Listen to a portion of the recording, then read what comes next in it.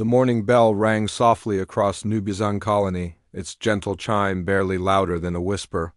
Every sound on the planet Kithara had to be quiet, very quiet. The colonists had learned this lesson well over 3 generations of living here, Commander. Tejo Park stood at his office window, watching the sun rise over the distant mountains. The orange light painted the sky in beautiful colors, but he could not enjoy it. His mind was always on the danger that slept beneath their feet. "Daddy, why do we have to be so quiet all the time?"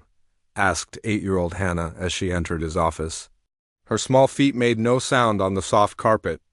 "Even children learn to walk silently here." Tejo smiled and picked up his daughter.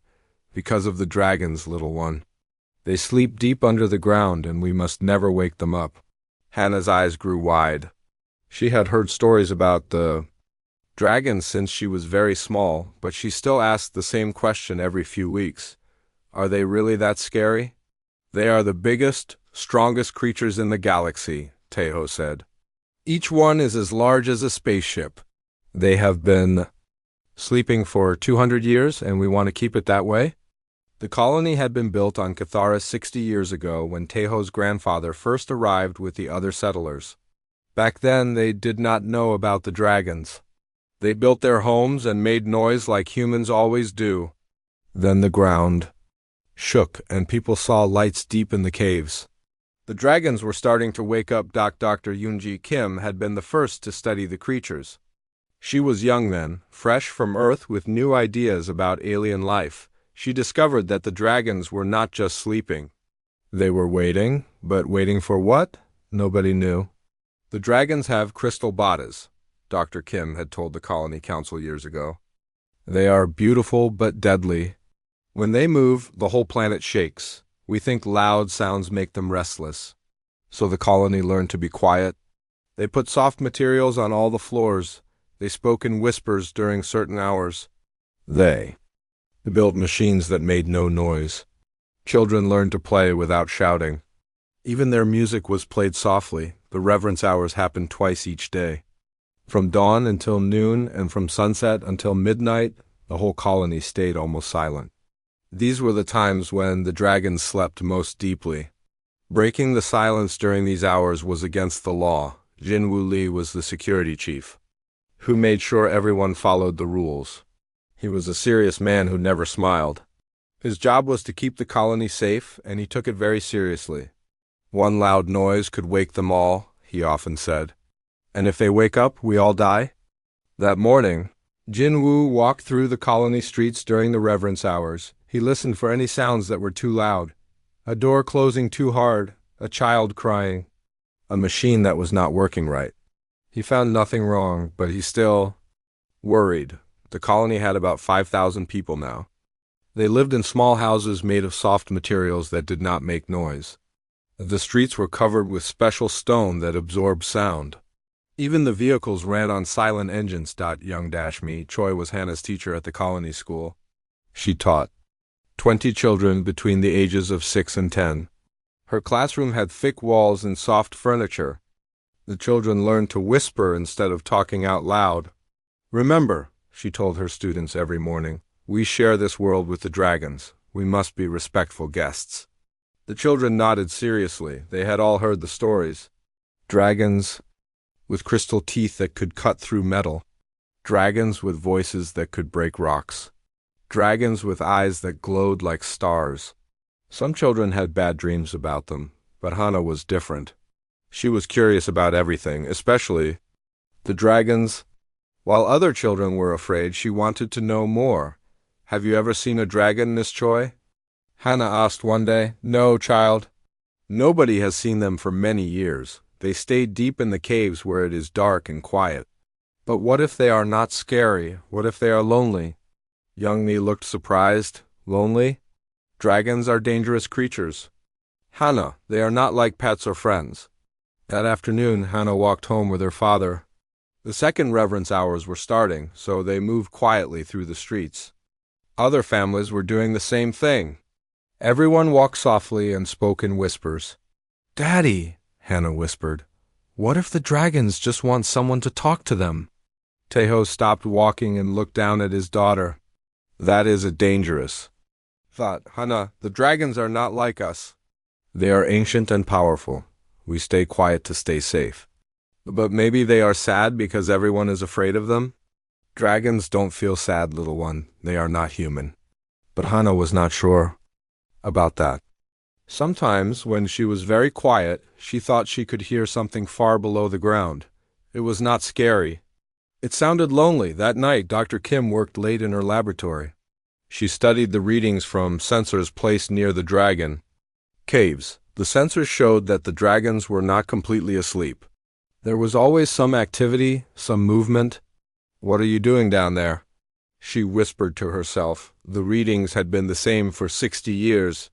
The dragons were alive, but not moving much. They stayed in their crystal caves, breathing slowly, waiting for something. Dr. Kim had a secret theory. She believed the dragons were not just sleeping. They were listening.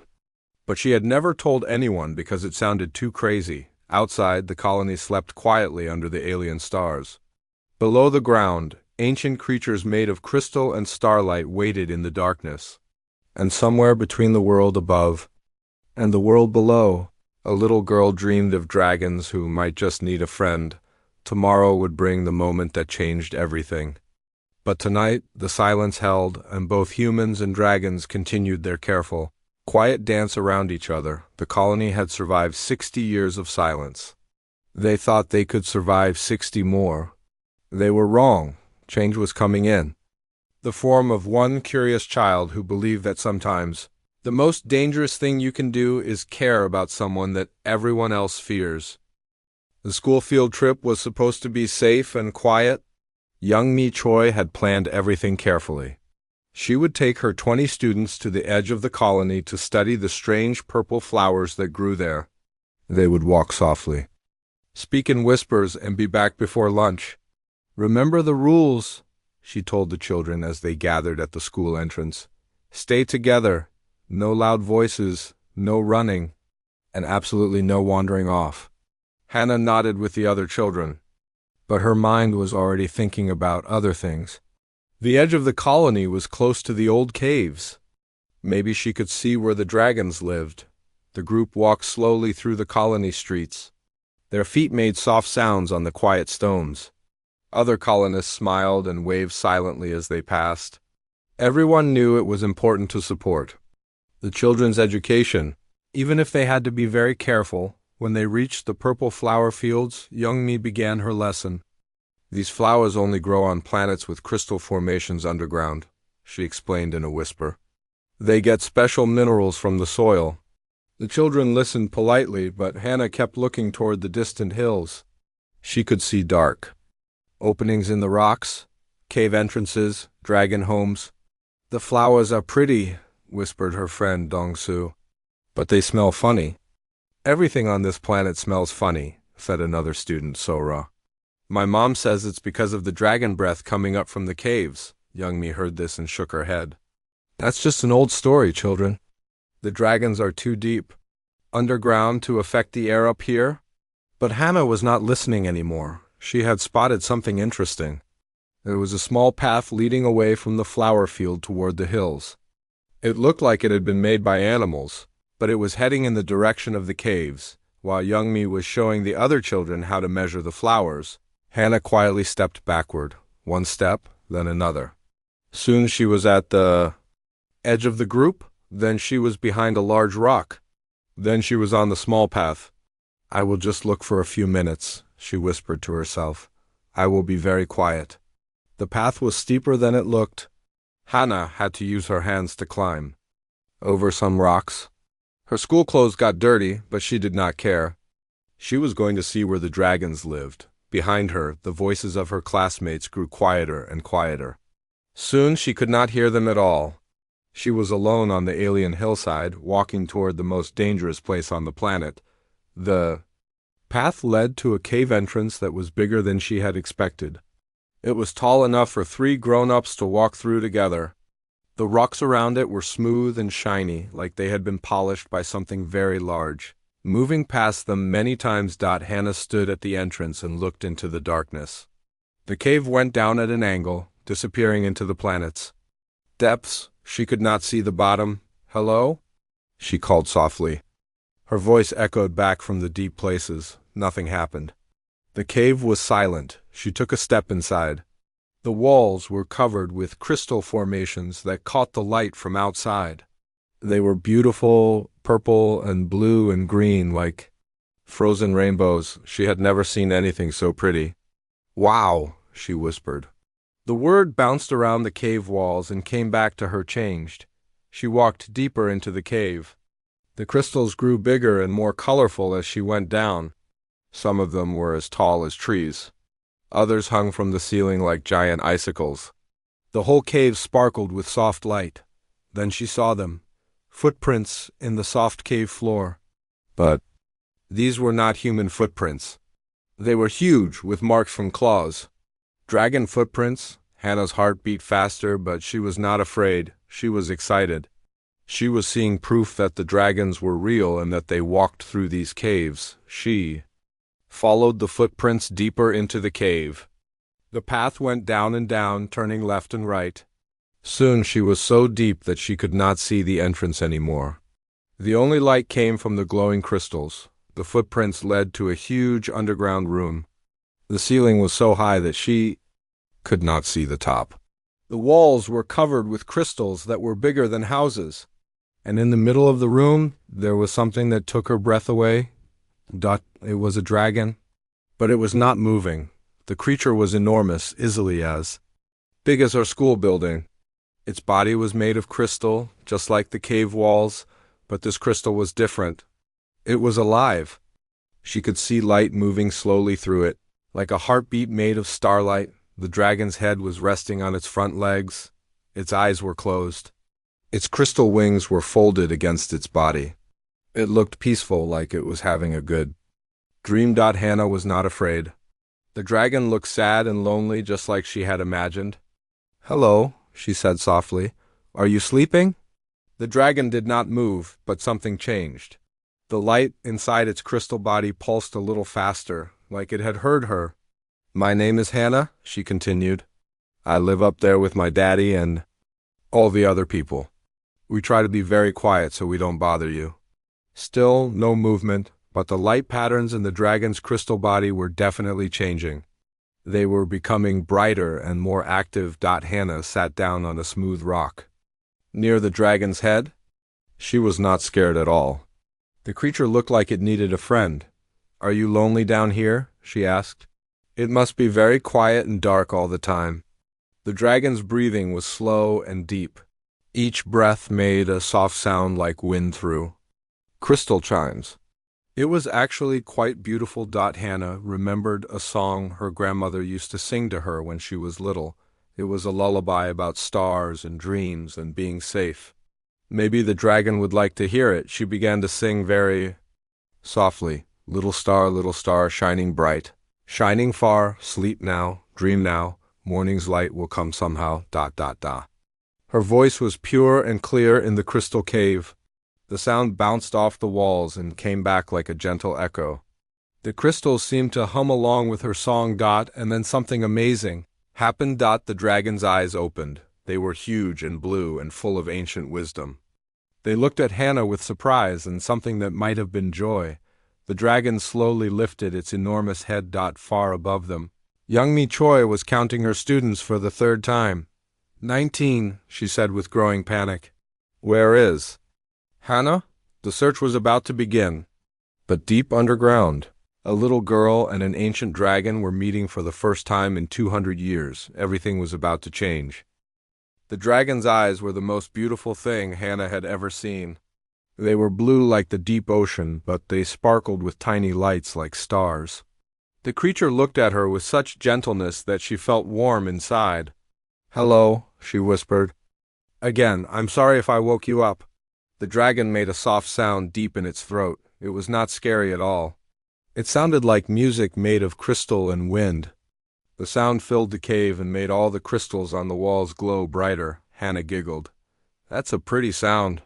Are you trying to talk to me?" The dragon's head came closer to her.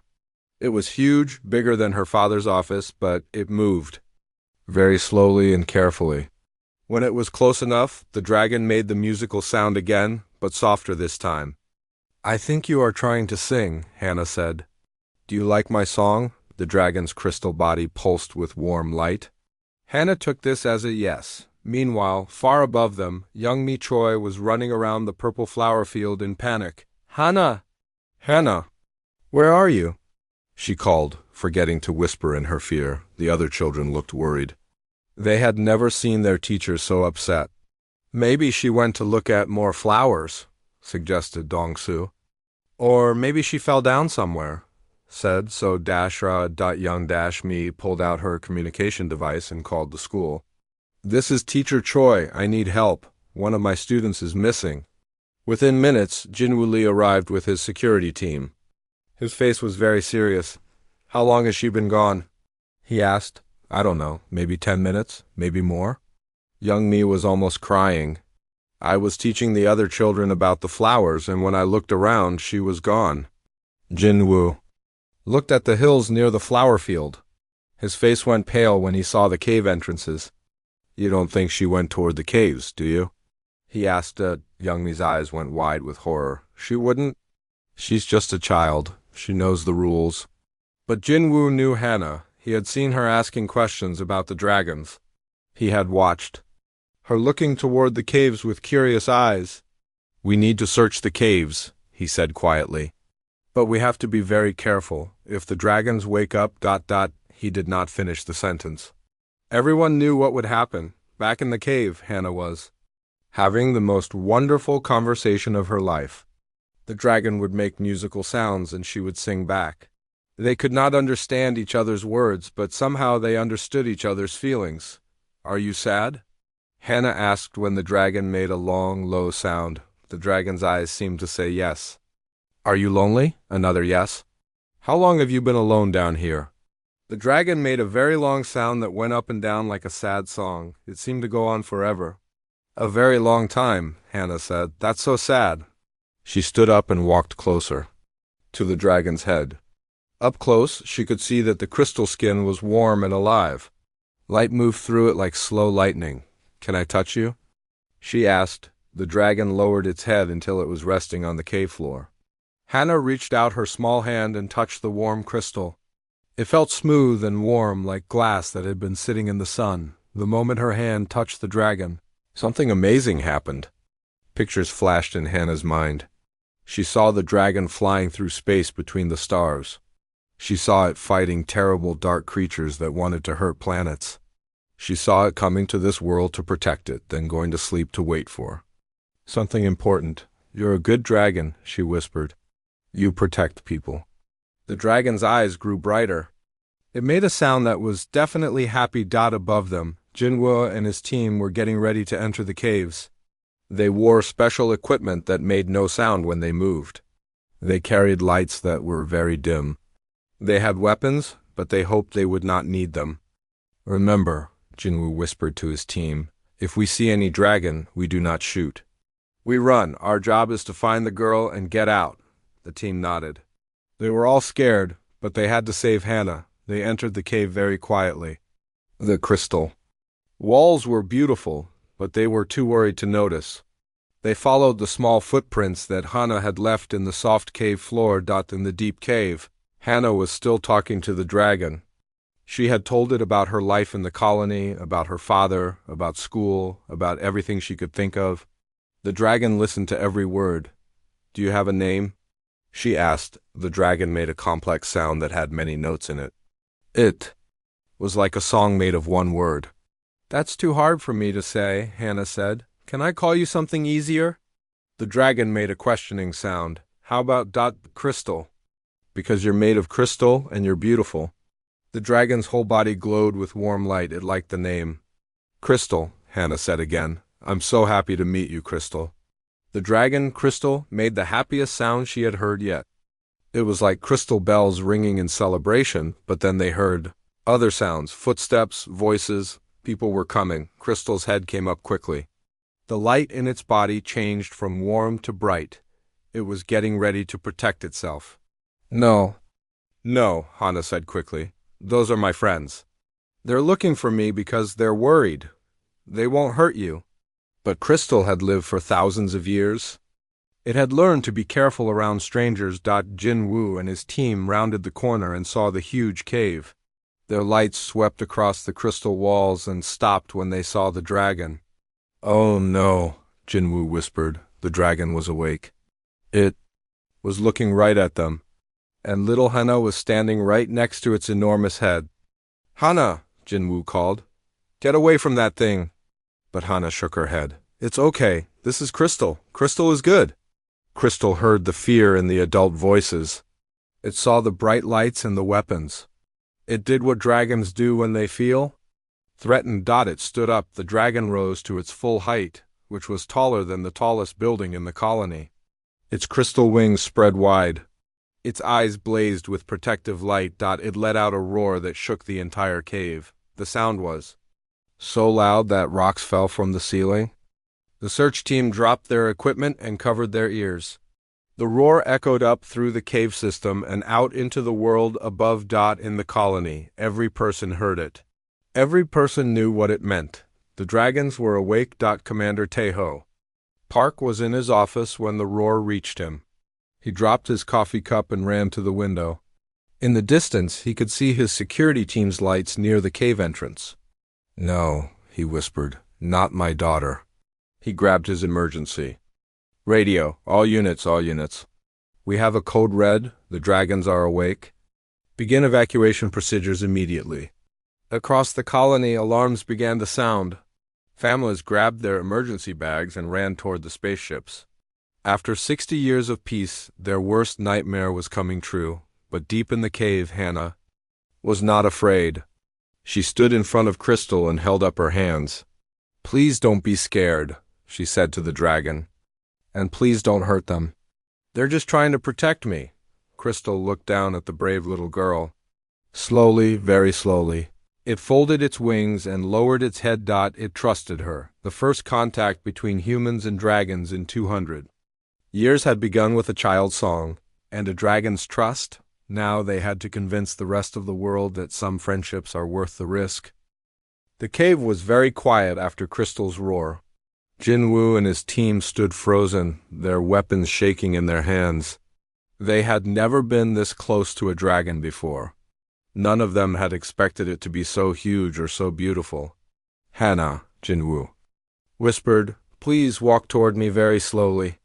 But Hana did not move. Instead, she put her hand on Crystal's head and looked at the security team with serious eyes. "You don't understand," she said. "Crystal is not dangerous. Crystal is sad." Jin Woo could not believe what he was hearing. "Hana, that thing could kill us all with one breath. Please come here." Crystal made a soft sound and lowered its head closer to Hana. The dragon's eyes were gentle again, but they watched the armed men carefully. "See," Hana said, "Crystal is being nice. Put your weapons away. They're making Crystal scared."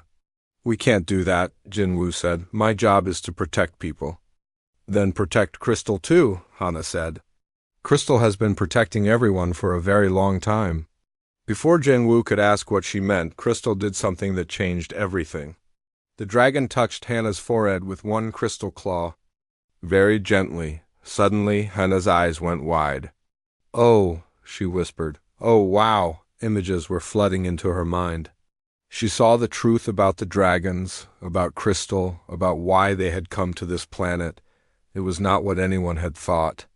"Crystal," she said softly, "you've been guarding us. All this time, you've been protecting the whole galaxy."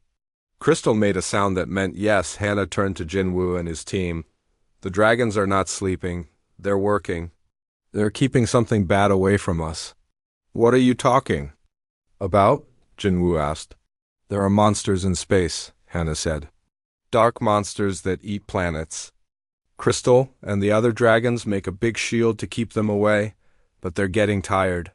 Jin Woo did not understand, but he could see that Hana was telling the truth as she knew it. The child was not lying or imagining things. Something was happening to her. Above them, Commander Taeho Park was running through the colony with Dr. Yoonji Kim. The evacuation ships were loading, but Taeho would not leave without his daughter. "She's in the caves," he told Dr. Kim. Jinwoo found her with a dragon. Dr. Kim stopped running. She's alive? The dragon didn't hurt her, not yet? But we have to get her out of there before. Another roar echoed from the caves. But this one was different. It was not angry or scary. It sounded like a call, like the dragon was calling to something. That's not a battle cry, Dr. Kim said. That's communication. They reached the cave entrance just as more roars answered from deep underground. The sounds came from many different directions. All the dragons were waking up. They're talking to each other, Dr. Kim whispered. After 200 years, they're talking to each other. In the deep cave, Crystal was showing Hana more pictures. She saw the galaxy as Crystal saw it, full of life and beauty, but threatened by something terrible. The dark creatures that ate light and destroyed worlds were called the Void Devourers. They had been trying to reach this part of space for thousands of years. The dragons came here to stop them, Hana said to Jinwoo. They made a big wall of energy around many planets, but the wall is getting weak. How do you know this? Jinwoo asked.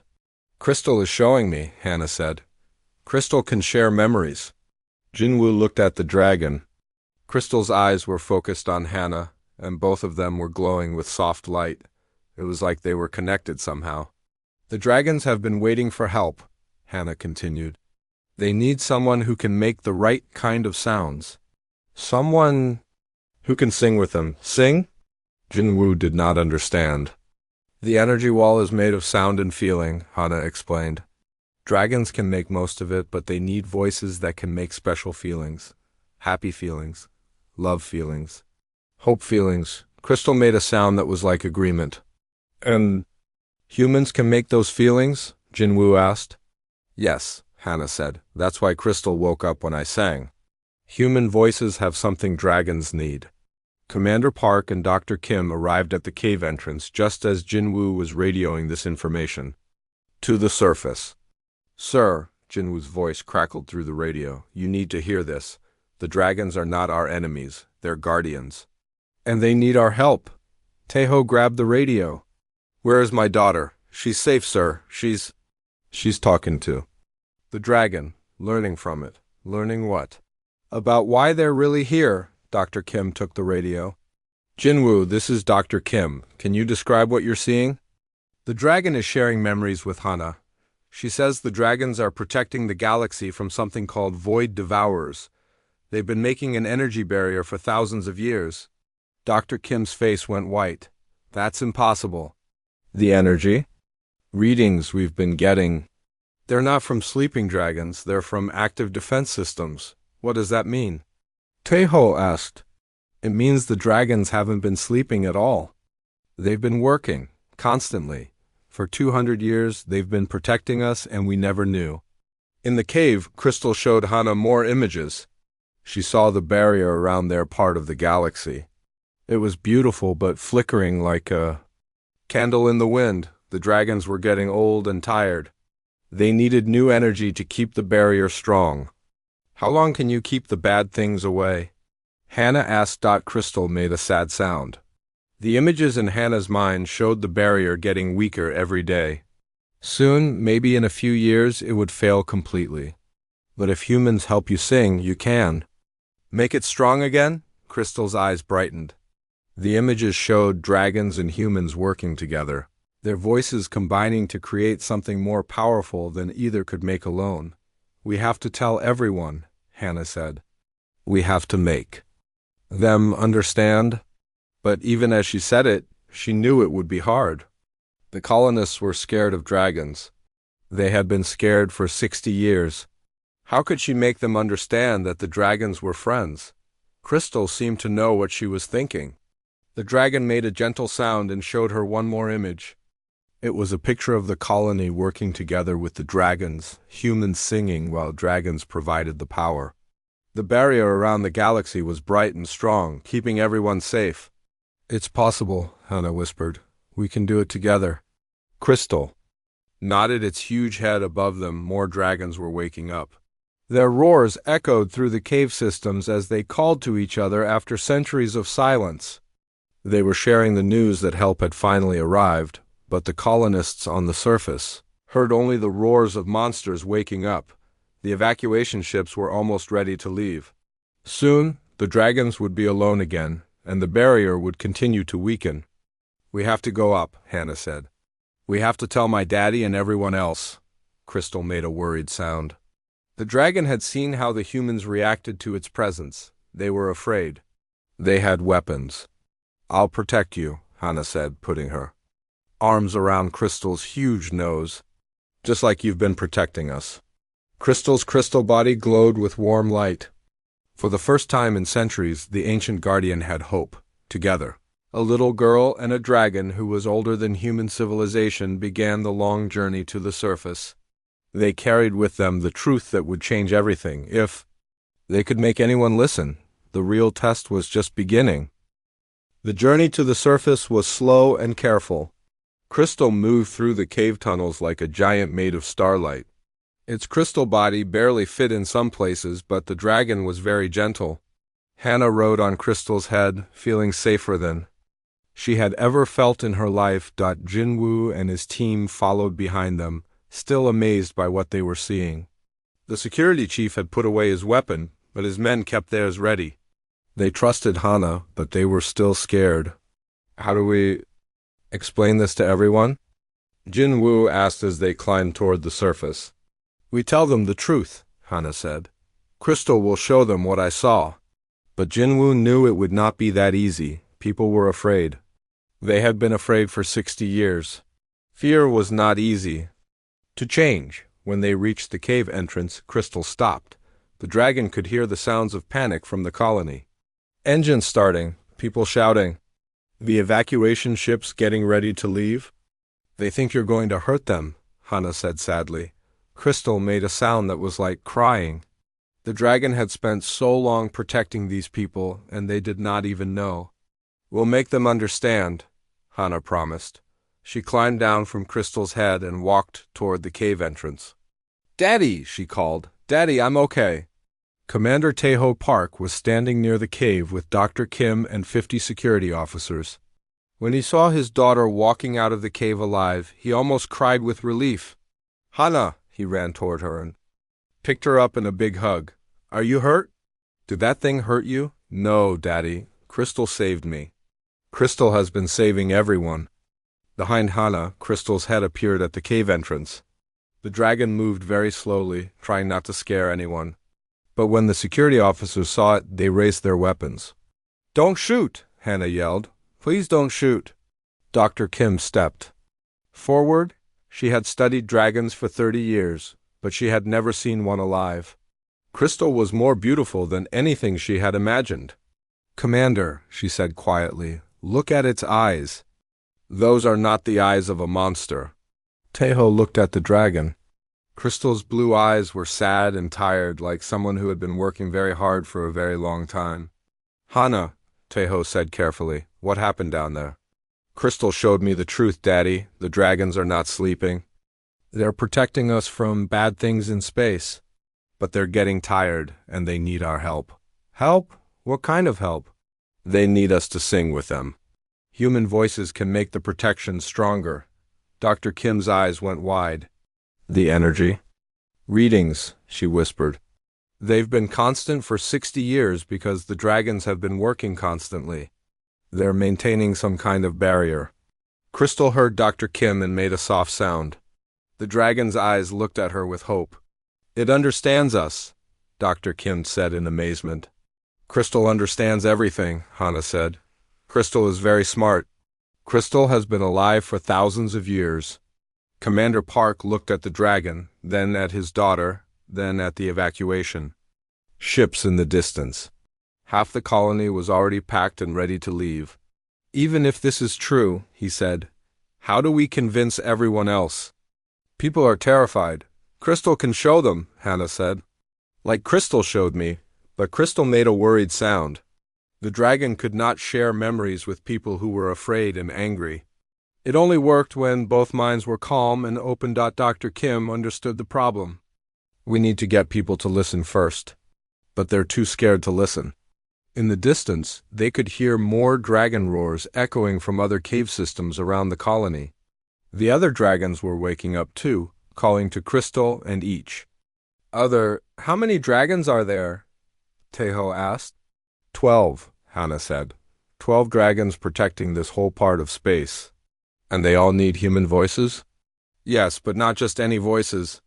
Voices full of good feelings, happy voices, loving voices. Hopeful voices. Double quotes. Dr. Kim was thinking fast. The harmonic frequencies. Human emotions create specific sound patterns. If the dragon's barrier operates on harmonic resonance, in simple words, Doctor, Tejo said, music and feelings make energy. Dragon music plus human feelings make very strong energy. Strong enough to keep the bad things away. Crystal nodded its huge head when Dr. Kim said this, but then they heard a new sound. Ships landing, big ships, military ships. The Galactic Council, Jinwoo said, looking at his scanner.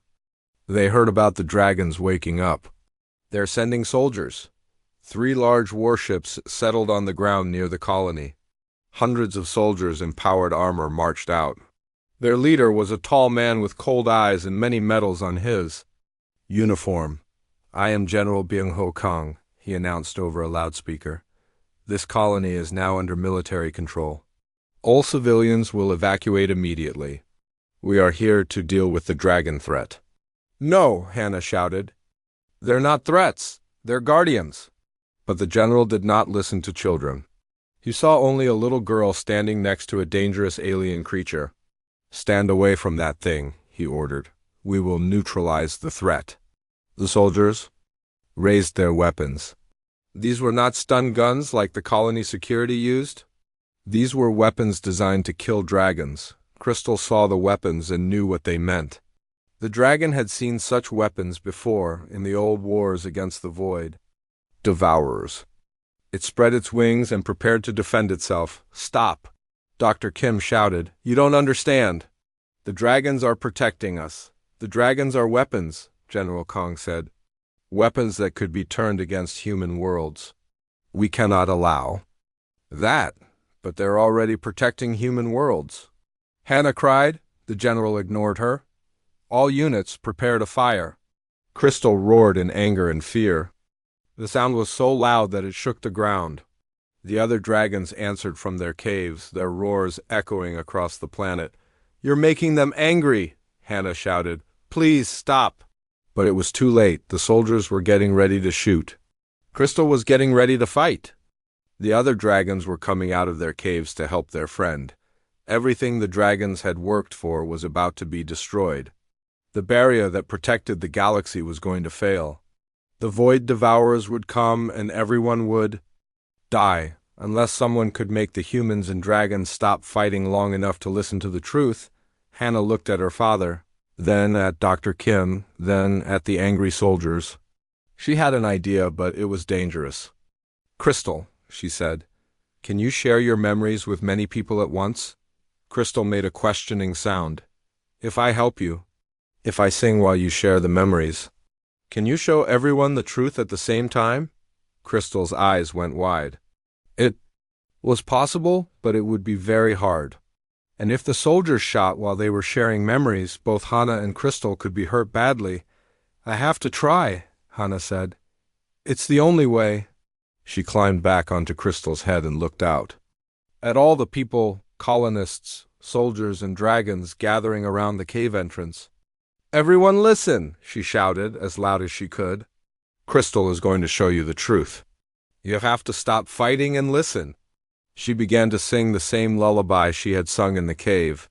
Her clear, pure voice carried across the battlefield. Crystal closed its eyes and began to share its memories with everyone who could hear Hannah's song. The truth was about to be revealed. The question was, would anyone be brave enough to believe it? Hannah's voice rose into the air like a bright light cutting through darkness. Her lullaby was simple and pure, but when it mixed with Crystal's power, something magical happened.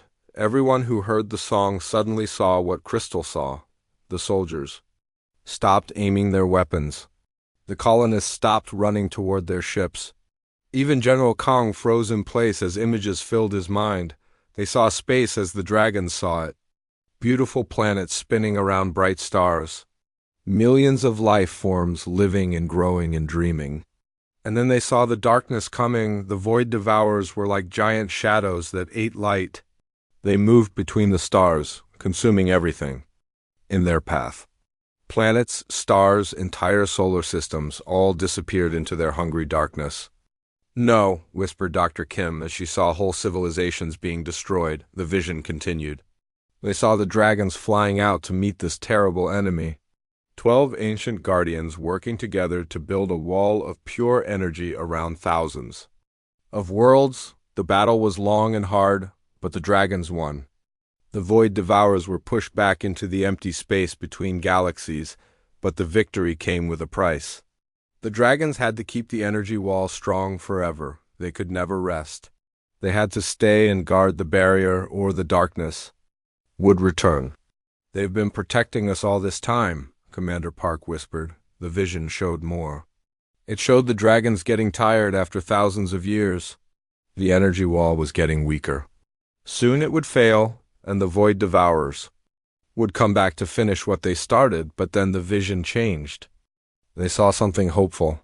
They saw humans singing with dragons, their voices creating new kinds of energy, happy energy, loving energy, energy full of hope and dreams and all the good things that made life worth living. Human voices, Dr. Kim said in wonder, were the key. General Kang lowered his weapon. The vision was showing him something he had never imagined. The dragons were not enemies. They were heroes who had been fighting alone for so long that they had almost given up. This is why they came to our worlds, he said quietly. Not to conquer us, to save us. Hannah's song was getting stronger. Other people began to hum along with her. First her father, then Dr. Kim, then Jin Woo and his security team. Even some of the soldiers started to sing. Crystal's crystal body glowed brighter as more voices joined the song. The dragon felt stronger than it had in centuries. The other dragons heard the singing and came out of their caves to listen. Soon, 11 more dragons stood around the colony. They were all different sizes and colors, but they all had the same tired, hopeful look in their crystal eyes. Young Mi Choi brought her students from the evacuation ship. Children, she said, sing with Hannah. Sing as loud and as happy as you can. Dongsu and Sora and all the other students began to sing. Their young voices were full of joy and wonder. The dragon's crystal bodies pulsed with new light. Everyone! Commander Park called to the whole colony. Everyone sing! Help them protect us all. People came running from the evacuation ships. Families sang together. Old people and young people. Men and women and children. Even the soldiers put down their weapons and added their voices to the growing chorus. The song was not perfect. People sang different words and different tunes. But it did not matter. What mattered was the feeling. Behind the voices, love, hope, gratitude, joy, the dragons felt this energy and transformed it into something powerful. Light began to rise from their crystal bodies, reaching up toward the sky. The light grew brighter and stronger as more people sang. General Kong was amazed by what he was seeing. The energy readings are off the charts, his science officer reported. They're rebuilding the barrier, making it stronger than ever. High above the planet, space itself began to glow. The energy wall that protected their part of the galaxy was becoming visible. It looked like the most beautiful rainbow anyone had ever seen, stretching across the stars, but then the singing stopped. People were getting tired. The light began to fade. We can't sing forever, Commander Park said. Crystal made a gentle sound and showed them one more vision. They saw a future where humans and dragons worked together all the time. Not just during emergencies, but every day. Humans would learn to live with dragons. Dragons would teach humans about the galaxy. Together, they would keep the barrier strong and explore the universe as friends.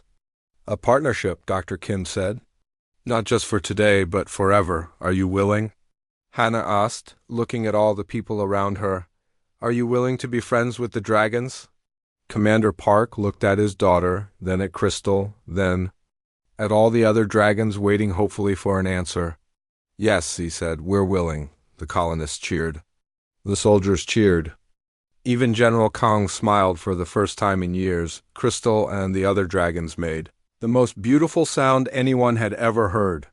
It was like music and laughter and celebration all mixed together. 3 months later, New Bizen Colony had changed completely.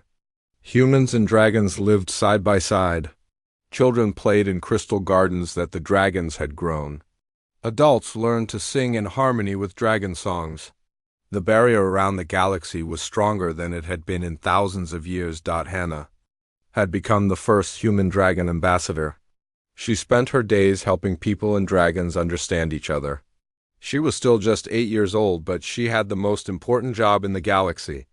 "Crystal," she said one evening as they watched the sunset together, "are you happy now?" Crystal's crystal body glowed with warm light. The dragon made a sound that meant yes, very happy. "Good," Hannah said, "because I'm happy too." Above them, the energy barrier sparkled in the starlight.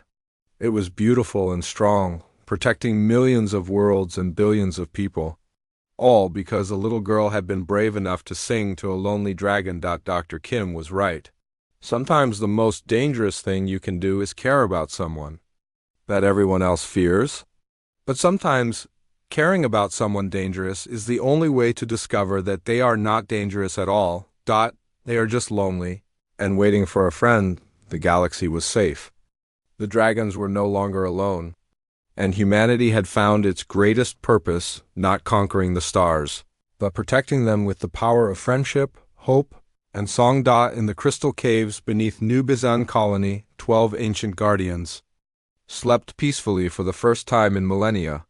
And in the house above, a little girl dreamed of flying through space with her best friend, a dragon made of starlight and crystal and love. The silence was broken forever.